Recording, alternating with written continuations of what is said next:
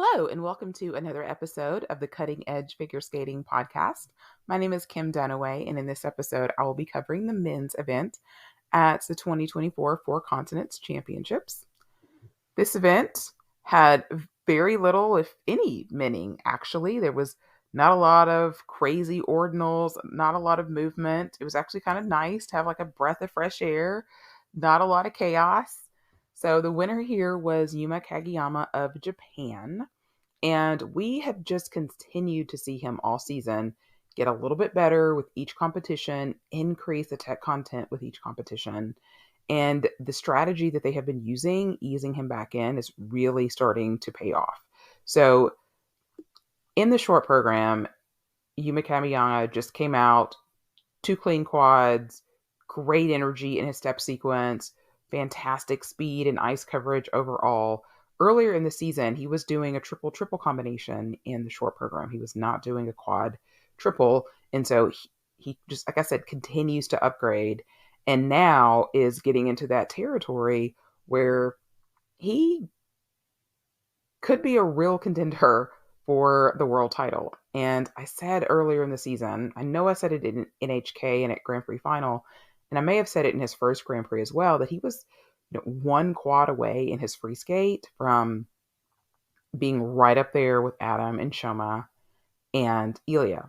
And here he is at this competition. He adds the quad flip back in. We haven't seen it yet. It wasn't completely clean here. He had a low landing and he put his hand down. But even with that mistake and just three quads in his program, he scored 200 points, which put him over 300 points this season. He joins Adam and Ilya, who have also scored over 300 points this season. And we know that Shoma can do that as well. So we've really got a huge matchup coming at Worlds, and I'm super excited about it. So, and what's interesting really about Yuma's is that if you look at Adam and Shoma and Ilya, they're all doing more quads at what Yuma is doing. So Adam does a quad lutz, a quad salchow, and two quad toes, including one of those quad toes in the second half of his program. Shoma has a quad loop, a quad flip, and two quad toes in his program. And of course, Ilya actually attempted 6 quads at Grand Prix final. And so here is Yuma with just 3 quads, 0 quads in his second half, scoring over 200 points. And he has the potential to get even higher because had that quad flip been clean, probably could have gotten 7 more points here than what he got, which would have put him around 207. Ilya got a 207.76 at Grand Prix final. Now, that was with the fall on his quad axle, but Yuma has much stronger program components than Ilya does. Ilya, in my opinion, still gets overscored on the PCS, but here, I think Yuma, got 93 on his PCS, and I believe that Ilya got 87 at Grand Prix final, which, gives him about a 6-point edge or so. With a clean program and an extra quad, they could even go higher. In my opinion, he has the best free skate of the 4 as well. I really like Ilya's succession program, but I would definitely take Yuma's as the strongest of the 4. Probably take Shoma's short program, but I think all of them have good programs. And Ilya still is going to be behind all 3 of them in terms of program components. So it's interesting because with this extra quad, Yuma is firmly in that conversation, not just a podium, but to win. So something to look at. He seemed super shocked at that 200 score. He's very happy with his 2 Snoopies in tow at the kiss and cry. So like I said, I am really thrilled for this big showdown that we could potentially have at Worlds between these 4 guys who, well, Shoma hasn't scored 300 points this season. He scored 300 points at last Worlds. He actually scored 312 points at 2022 Worlds. Yuma scored 310 points at the 2022 Olympics, and Ilya got 314 points at Grand Prix final. So this could be really, really fun. And I think figure skating is always much more fun when we have a really good rivalry. And so, to think about one of these guys is not going to medal at Worlds is crazy. But that's something to talk about in a Worlds preview a month from now. All right. Second place here was Shun Sato of Japan also. And he was third last year and so moved up to second this year. Very strong short program from him.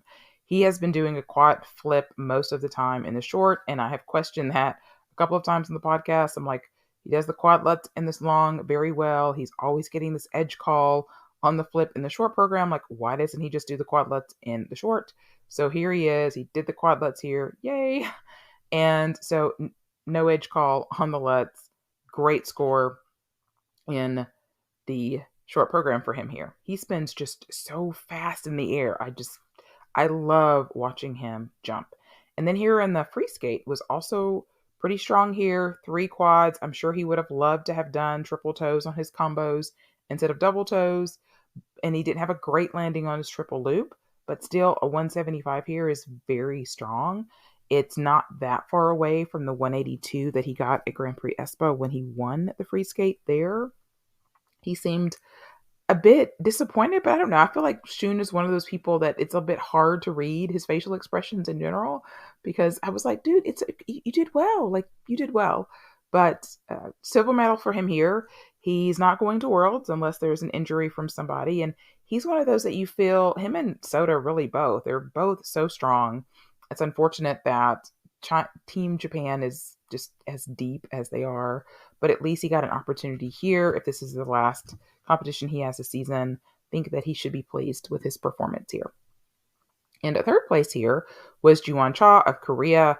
So it was great to see him back skating well and back on a podium. He had a really rough fall season, battling an injury. We didn't see him in his second Grand Prix. And he wasn't really healthy, from my understanding, at their ranking competition that they did in the fall either, but basically said he had to go. Korea has just way too many domestic competitions. They've got to do that, and they've got to do nationals. I do think he is better. And so they did make the change at the ranking competition that they have continued to do here, and that they took out the quad toe in the short program. So what they were trying to do earlier in the season was to get 2 quads in the short program. I thought it was unnecessary. I really didn't think that he needed it, but I guess they were trying to get that extra few more points of edge, and it just really didn't pay off. So they've gone back to doing the triple lutz, triple loop combo that he does so well. I really love his quad Salchow. Like, I'm going back and forth always in my mind. Like, is his quad Salchow better than Yuma's? Is Yuma's quad Salchow better than June's? Like, the judges definitely prefer Yuma's. Yuma usually gets like a lot of +5s across the board with the judges. And so he ends up with over 4 points in GOE, where June seems to get more 3s and 4s and ends up with like 3.5 points of GOE. Still amazing. And when he landed that quads out in the short program, I just thought of Belinda Noonan saying, that was glorious, like she said last season at the World Championships. I really like that this program ends on a step sequence. I don't really love the 2 spins in a row that precede it, though. And then just in general, I'm still a little mixed on this Masquerade Waltz program from him. He performs it well, but I don't know. I still think of somebody like Dmitry Aliev, like performing this and just kind of the extra over the top that, somebody can bring to this kind of music, that I just don't really quite feel like June fits quite into that box a bit. I still think it's fine. It's just, I feel like in both of his programs, he seemed much more comfortable in the Michael Jackson short program last year. It seems like he could just sort of perform it. And there was just like this little extra bit of personality or performance that we got out of it that I don't feel like is completely there with the short program this season. And I feel the same way with the free skate. I feel like the James Bond was just a little bit more comfortable for him than this Batman free skate is. And maybe part of it is he's just never really is comfortable in these programs because he hasn't performed them internationally as much because he has been battling the injuries. And I do think this was better, and it was certainly his best program that we have seen from him this season. He still can't quite get that quad toe on the music. He does that second, and the music there is great. And this time, at least he didn't fall on it. He stepped out of it. And he also stepped out of his second Lutz. And so, all in all, he probably lost about 11 to 12 points on mistakes in this program. So, on the bright side, this is definitely the best that he's done this season. I think when you look at the 177 that he scored here to finish second in the free skate, it seems so far from what Yuma and Adam and Shoma and Elia are doing. But if you look at what he did last season at Worlds, he scored almost 100 in the short, and he scored 196 in the free skate. He almost beat Shoma in the free skate. And so you know that the potential is there, and he has basically the same tech content that he had last year. So I don't think that he's out of it at all. I think that obviously he doesn't have any room for errors. He's got to skate at the top of his range and then hope for others to make mistakes. But if he can get along the same lines of what he scored last year and be close to the 300 mark, he's going to be in the conversation. Because just because those other four skaters that I mentioned earlier have the opportunity to score, the potential to score 300 points, doesn't mean they're actually going to do that. And so if June can score close to that and be at the top of his potential, then if one of these or two of these other skaters that would be ahead of him make a mistake, that he could be right there and find himself on the podium again at Worlds. I certainly would like to see him do this program to the potential that I feel like that it can be at least once this season, and that'll be the last opportunity for him to do it would be at Worlds. So good on him with the season that he's had, making it onto the podium here and breaking up what would have been a Japanese sweep, because in fourth place was Sota Yamamoto. And he's kind of been a bit all over the place this season. Won Skate Canada early on, looked like he was going to be making another trip to Grand Prix final, really faltered in his second Grand Prix and didn't have a great nationals either. And so he won't be going to Worlds this year like he did last year. And so this is, again, likely the last time we're going to see Sota this season. His short program was his best short program of the year. Easy quad toe, triple toe, great quad Salchow. And so he had an issue on that quad Salchow at Skate Canada earlier in the season. So it was nice to see him put it all together in the short program. Didn't have quite the same success in the free skate. He fell on his opening quad Sal and then put his hands down on the quad toe. So he had just really two big errors just right off the top. And he still ended up fourth. I thought I probably would have had Bo Yang. Okay, I would have had Bo Yang over Sota here. I just thought that he was cleaner, in my opinion. But judges went with him, especially on PCS. And so Sota ends up in fourth place. In fifth place was Bo Yangjin of China, hometown boy. This is one of the few moments that you could even notice that the Chinese crowd was even there. They were pretty mute a lot of the times, but they definitely were on their feet and throwing stuffies on the ice for Bo Yang, which was great for him, I'm sure. I mean, he had a great response at Cup of China, and here another great response and better programs to go along with it. So he is coming off of a win at Golden Spin back in December. And so his short program was really strong with a clean quad toe and a triple Lutz triple toe combo. So just under what he got at Golden Spin, which was a 91. He got an 89 here.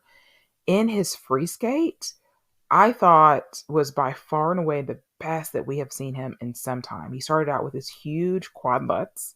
He did two quad toes, including one of them in the second half. The only issue that he had in that program was a fall on his triple sow in his triple axel Euler triple sow combination. He was sixth in PCS, which I was happy to see because I feel like oftentimes he's way behind.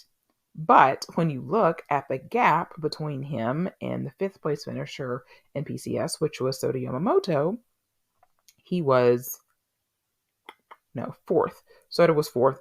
Torgashev was fifth in PCS. So Sota got 82 and Bo Yang got a 76. And I thought, is Sota really 6 points better in PCS than Bo Yang is?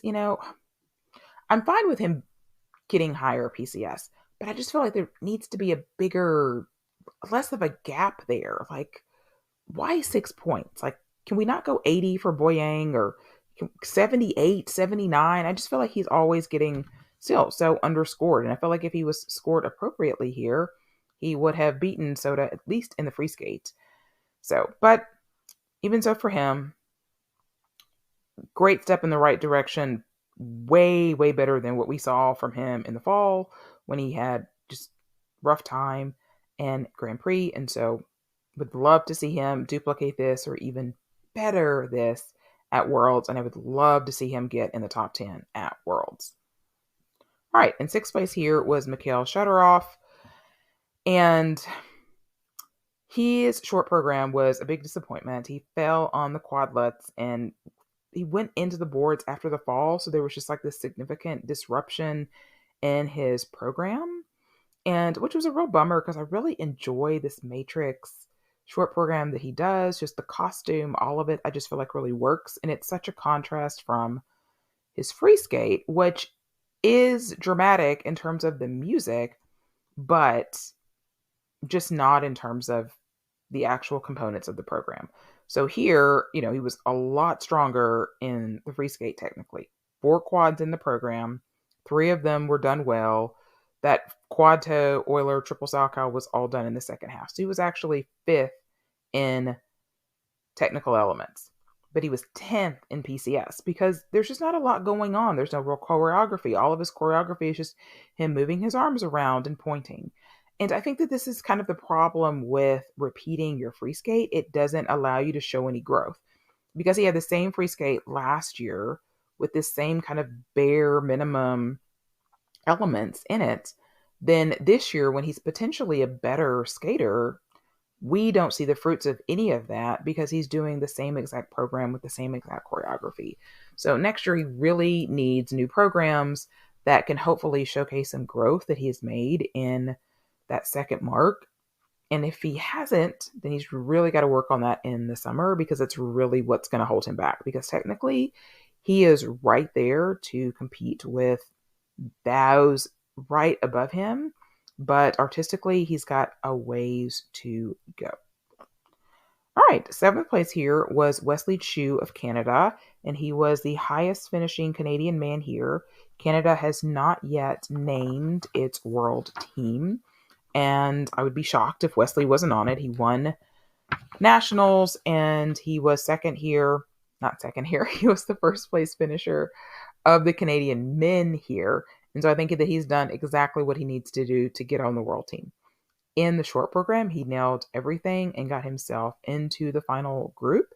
It was a personal best for him, and he just had an issue on the camel spin. In the long program, he's got the Kill Bill that starts with the fur release. It doesn't make a lot of sense to me, but started out really strong with that quad toe, double toe, And then he immediately goes into a second quad toe and then puts his hand out. And I feel like this every single time I see Wesley skate, I feel like this is the case with this free skate. Like he makes a mistake on one of those quad toes, and cannot remember a time when he's nailed both of them. And they're back to back. So it always makes me question, like, what did you get in your head? Like, did you do something different? Is it because one is on one side of the rink and the other's on the other side of the rink? Like, I don't know. But he always seems to do this. But overall, he had a couple of issues here or there, including an issue on his combo spin, but no major errors in the program. I wish for Wesley to have 2 better programs next season. I don't love the Romeo and Juliet short program, and I don't love this Kill Bill free skate for him either. I think there are better programs out there for him that could allow him to showcase a little bit more artistically than what these do, that he can emote or relate to a little bit more than these, which I feel like are just music to him. But even so, great last 2 outings for him, and he should be on his way to Worlds. 8th place was Andrew Torgashev of the US, and his short program was really, really strong. I really love his short program. Like the last couple of times that I've seen it here, then at Nationals when they've been skated well, just his artistic ability just really, really shines. If he could get a quad or 2 consistently, it could be a real, real game changer for him because to me, he's right up there with Camden in terms of the ability to be able to score well on that second mark. and he's just got to work on that technical. And the free skate, just incredible. A couple of edge calls, but no negative GOEs anywhere. Didn't have any quads, but he was fifth in PCS. The judges really seemed to like him.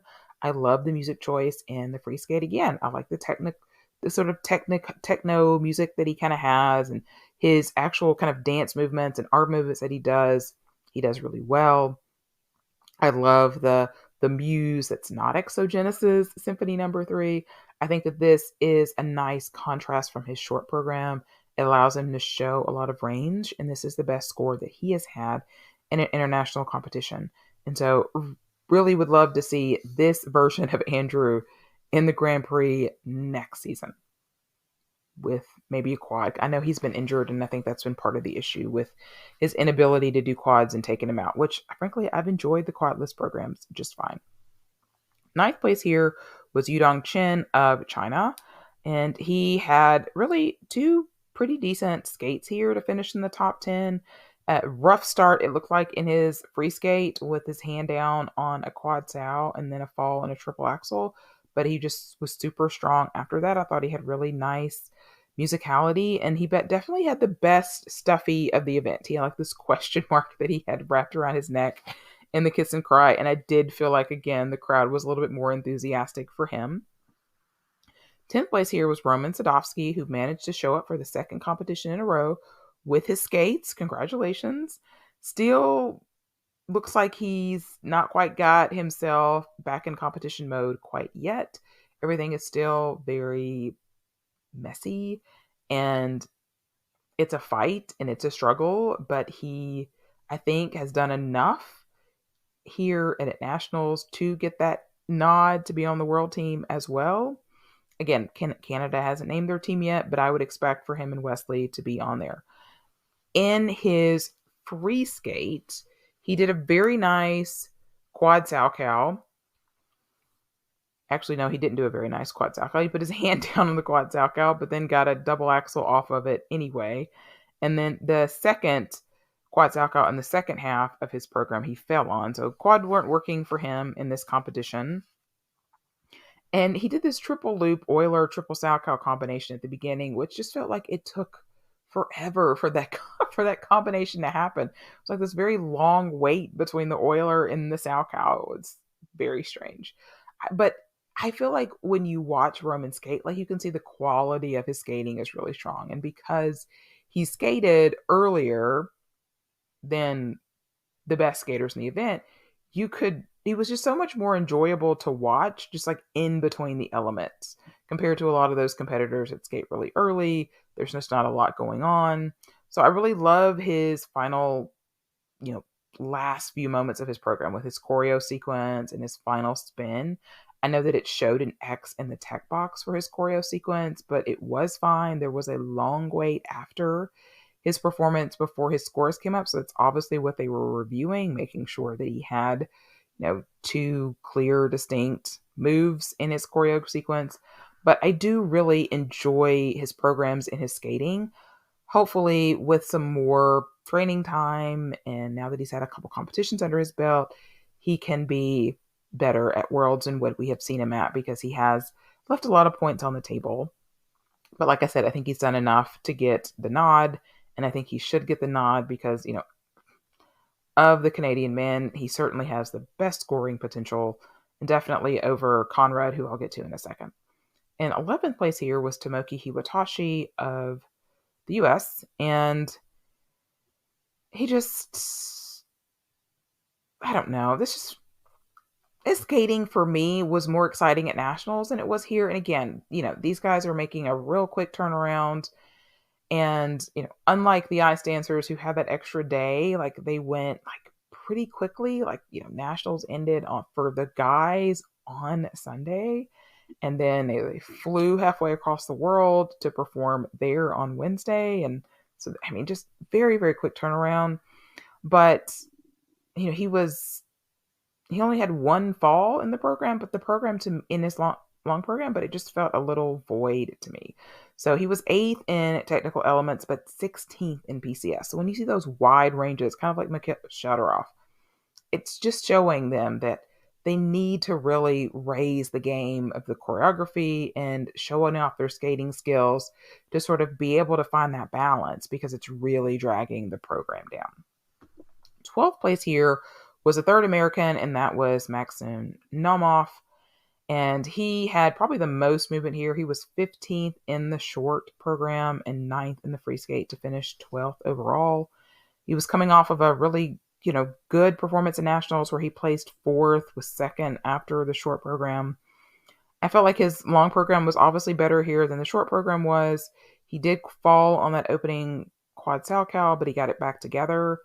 He did a single axle instead of a triple axle, but he fell on the triple axle at nationals. So points wise, it's actually better to fall than it is to pop it, but sometimes it feels better watching a program when they don't have a fall.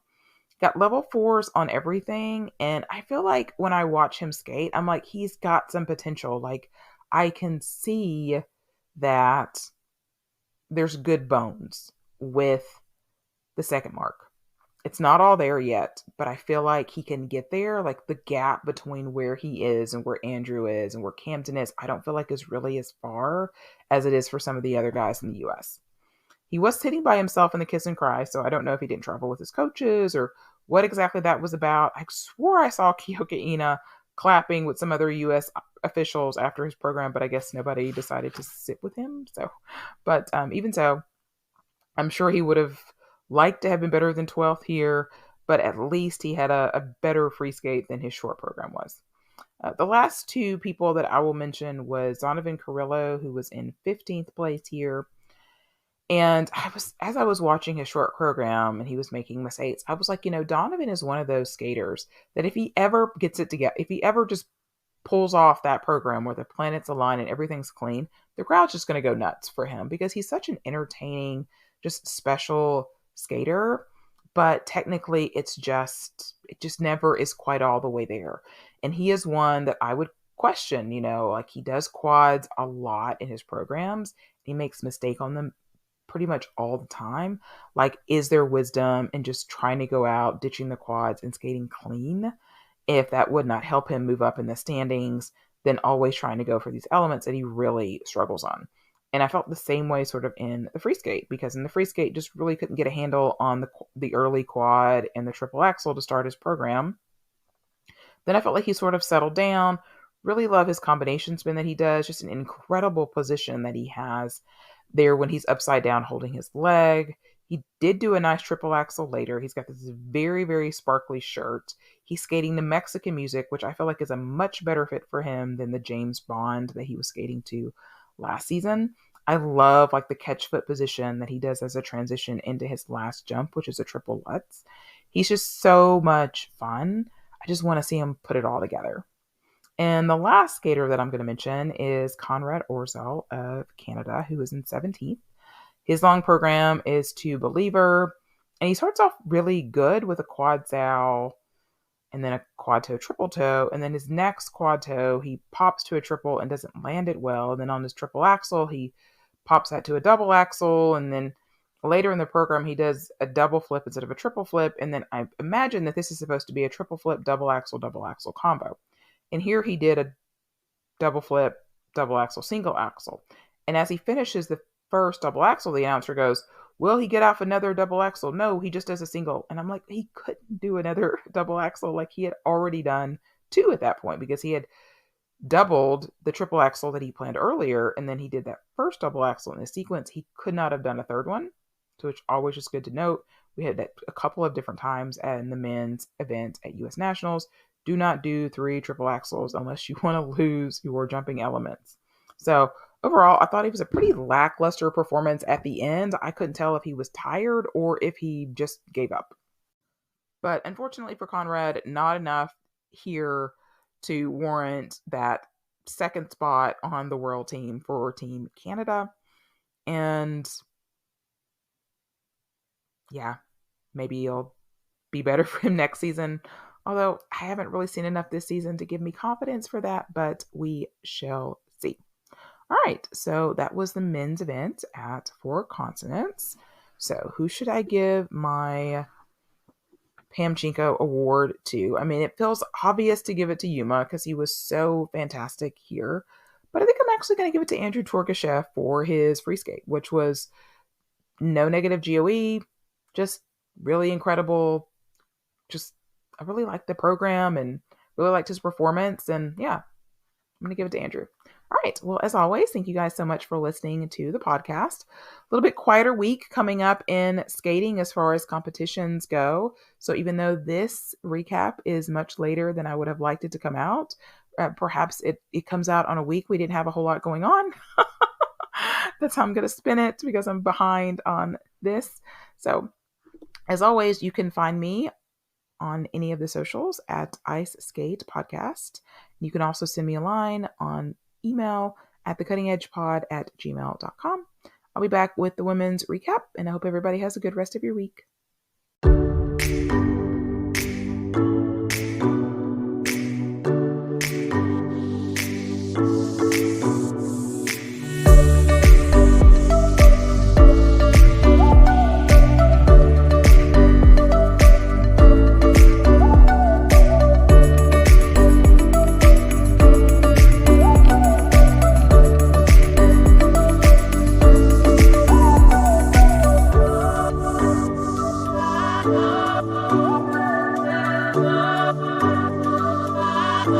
Oh,